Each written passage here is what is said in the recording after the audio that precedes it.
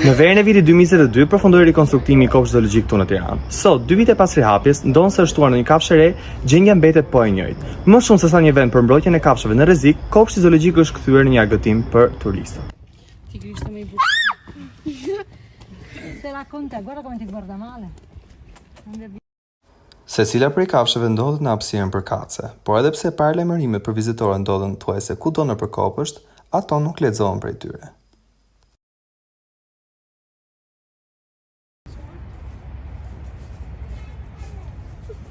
Po këtu përveç kafshëve që janë rrezik zhdukjet, i ke edhe shumë kafshë nuk përgasin fare kopshtit zoologjik.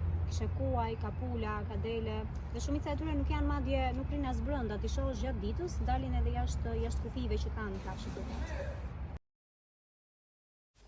Ashtu sikur se u premtua, kafshët e egra, egzotike, madje dhe ato të fermës nuk i munguan kopshtit zoologjik. Por, hapësira e tyre në kafaze është pamjaftueshme ashtu sikur se ushqimi. Shumë prej kafshëve bëjnë lëvizje të përsëritura brenda gardhave të vendosura, gjë kjo e cila sipas specialistëve konsiderohet shenjë e stresit e shkaktuar nga vendet e mbyllura.